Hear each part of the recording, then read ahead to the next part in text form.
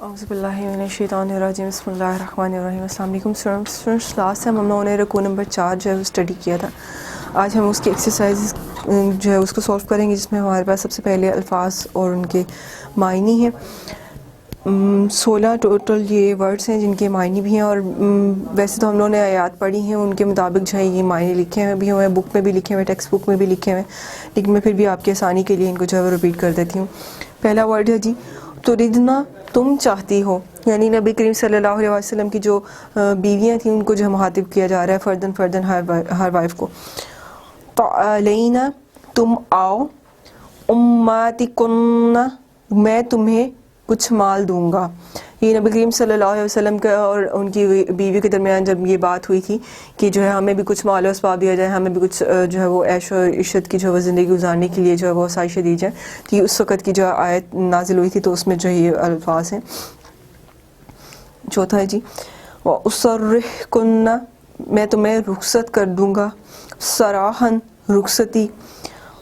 اعد، اس نے تیار کیا، دی فائن، دگنا، یقنت، وہ فرما برداری کرتی ہیں یا کریں گی، اعتدنا، ہم نے تیار کیا، ہم نے تیار کر رکھا ہے یا ہم نے مہیا کر رکھا ہے، لستن، تم نہیں ہو، ان اتقیتن، اگر تم اللہ سے ڈرتی ہو، اگر تم تقوی اختیار کرتی ہو، فلا تحزن بالقول، نرم لہجے میں بات نہ کرو، فلا نہ کرو، تحزن نرم لہجے میں، بالقول بات، کرنا تم ٹھہری رہو، لا تبرجن، سج دج کر یا زینت و زیبائش نہ دکھاتی پھرو، الرجس، ناپاکی، نجاست، غلاظت، لیذہب عنکم، تاکہ تم سے دور کر دے، تم سے لے جائے۔ یہاں تک 16 جو ہے یہ الفاظ ان کے معنی ہو گئے۔ آگے دیکھتے ہیں، سوال ہے جی ہمارے پاس ٹوٹل ہمارے پاس 2 سوال ہیں، اور اس کے بعد 3 قرآنی آیات دی ہوئی ہیں مفہوم کے لیے۔ پہلا سوال ہے جی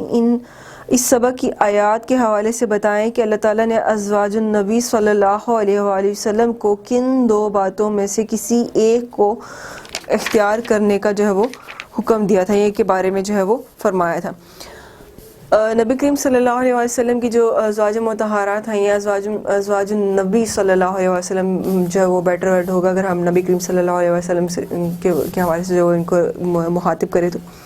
ان کی ذمہ داری اور ان کا جو دینی فریضہ تھا وہ ایک عام انسان کی نسبت جو ہے بہت افضل تھا، اور اسی وجہ سے جو ہے ان کے ذمہ جتنی بھی ذمہ داریاں تھیں ان کو جو ہے احسن طریقے سے ادا کرنا، اور ان میں اونچ نیچ کا خیال رکھنا ان پر فرض تھا۔ لیکن بحیثیت انسان، ہر انسان کے جو ہے وہ دل میں جو ہے وہ دنیاوی لغزشوں کی جو ہے وہ دنیاوی جو ہے لغزش ہو جاتی ہے، یا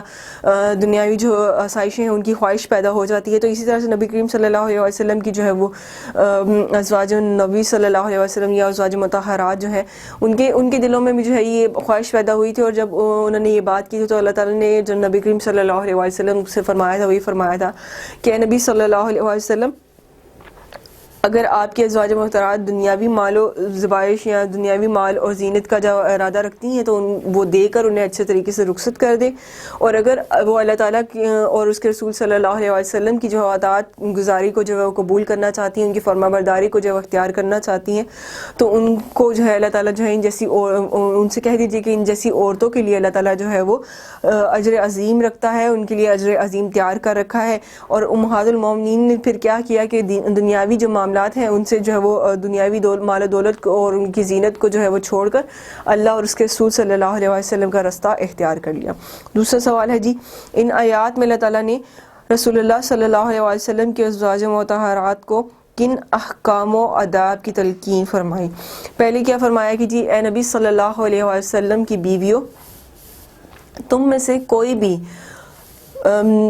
چاہتے ہوئے بھی یا صریحاً کوئی ناشائستہ ورڈ یا کوئی ناشائستہ کلام یا کوئی گفتگو، کوئی بات ایسی نہ کر دے کہ جس سے میرے نبی صلی اللہ علیہ وسلم کا جو ہے وہ دل جو ہے وہ دکھ جائے، ان کو ناگوار لگے یا ان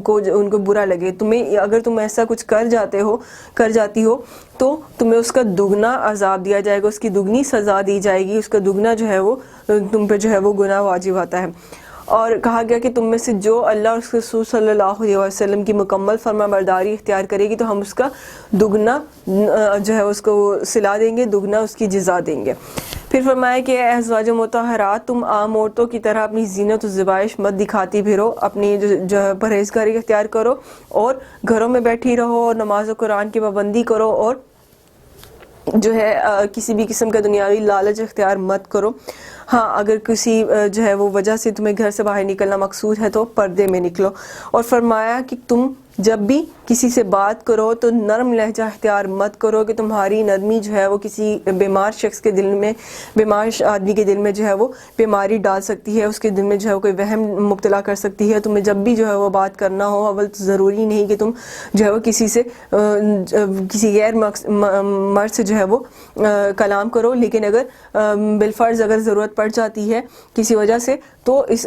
ایک سخت رویہ اختیار کرو، سخت کلام کرو تاکہ اگلا بندہ جو ہے وہ تم سے بات کرنے میں احتیاط رکھے۔ اور فرمایا کہ جو تمہارے گھروں میں آیات قرآنی یا آیات الہی پڑھی جاتی ہیں، جو گھروں میں جو تمہارے عقل کی جو ہے وہ حکمت کی باتیں کی جاتی ہیں، ان پر جو ہے غور و فکر کرو، ان آیات کی تلاوت کرو، اللہ تعالیٰ کا ذکر و اذکار کرو، اور گھروں سے باہر بلا وجہ مت نکلو کہ اللہ تعالیٰ بے شک تمہارے ذکر کو سننے والا ہے۔ نیکسٹ ہے جی عبارات کے جو ہے مفہوم ہے، یعنی آیات کی جو مفہوم دی ہے۔ پہلی آیت ہے جی یا نساء النبی لستما کاحد من النساء، یا نساء النبی لستما کاحد من النساء، اے نبی صلی اللہ علیہ وآلہ وسلم کی بیویوں تم عام عورتوں کی طرح نہ ہو جاؤ۔ آیات کے اس حصے میں نبی کریم صلی اللہ علیہ وسلم کی گرانے کی اہمیت اور فضیلت بیان کی گئی ہے کہ جس طرح نبی کریم صلی اللہ علیہ وسلم کا رتبہ، ان کا مرتبہ، ان کا مقام بہت افضل ہے، بہت افضل البشر ہے، اسی طرح سے جو ان کی خواتین ہیں جن کا انتخاب ان کے لیے کیا گیا کہ ان کے نکاح میں آئی، وہ انتخاب جو آپ کے نکاح کے لیے کیا وہ بھی عام عورتیں نہیں ہیں اور نہ ہی وہ عام عورتوں جیسی عورتیں ہیں۔ ان کا مقام اور ان کا رتبہ بھی بہت عزت والا ہے، اس لیے انہیں بھی جو اپنے اس تقدس اور منصب کا جو خیال رکھنے کا جو حکم دیا گیا اور فرمایا گیا کہ حرم نبی صلی اللہ علیہ وسلم کی ترکیم و پامال نہ ہو، اس لیے ان کا ہر قول اور عمل جو ہے وہ اشاعت دین کی جو ہے وہ اشاعت دین کا ذریعہ ہو، دین کے جو مطابق ہو، دین اسلام کے مطابق ہو۔ نیکسٹ آیت ہے جی وَقَرْنَا فِي بُيُوتِكُنَّ، اور تم اپنے گھروں میں ٹھہری رہو۔ ازواج مطہرات کی زندگی کا جو اصل مقصد ہے وہ دین اشاعت ہے، ٹھیک ہے، اسی لیے انہیں حکم دیا گیا کہ وہ اپنے گھروں میں ہی قیام کریں تاکہ دین سیکھنے کے لیے جو ہے آنے والے جو ہے ان کے آنے والے جو وقت ہے اس میں کوئی دقت نہ ہو، اور البتہ شرعی جو عبادات ہیں لائک حج، عمرہ، اس طرح کی جو معاملات ہیں ان کے لیے وہ اپنے خاندان کے ساتھ، اپنے جو ہے وہ جن کے ساتھ محرم رشتوں کے ساتھ جو ہے وہ حج اور عمرہ کی سعادت کے لیے جا سکتی ہیں، اور اگر خاندان والوں سے ملنے کے لیے جانا ہو تو بوقت ضرورت تو اس کے لیے وہ اپنے جو ہے محرم جو ہے رشتہ داروں کے ساتھ جو ہے وہ جا سکتی ہیں۔ لاسٹ آیت ہے جی وَلَا تَبَرَّجْنَا تَبَرُّجَ الْجَاهِلِيَّاتِ الْأُولَىٰ، اور زمانہ جاہلیت کی طرح بناؤ سنگھار نہ دکھاتی پھرو۔ کہ زمانہ جاہلیت میں کیا تھا کہ جو خواتین تھیں ان میں اس پردے کا کوئی اہتمام نہیں تھا ہوتا، اور جو ان کے مرد تھے وہ بھی اس بات کا خیال نہیں کرتے تھے کہ کون کس کی بہن ہے، کس کی بیٹی ہے، کس کی بیوی ہے، کس کی ماں ہے، کوئی عزت و احترام نہیں تھا عورت کا۔ اور اسلام نے جو ہے باقاعدہ عورت کو ایک عزت و ترکیم والا جو مقام دیا، اس کو اپنی جو ہے وہ اہمیت کو جو ہے پہچاننے کا جو وہ ایک ذریعہ دیا اسلام نے، اور اس نے کہا کہ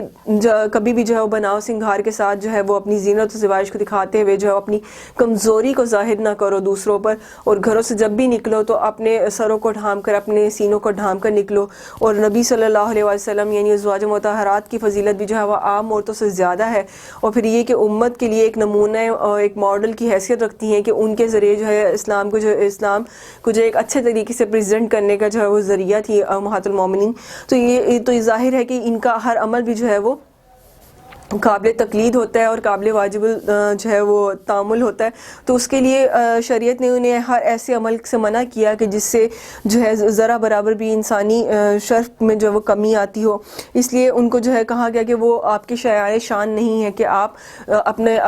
جو ہے وہ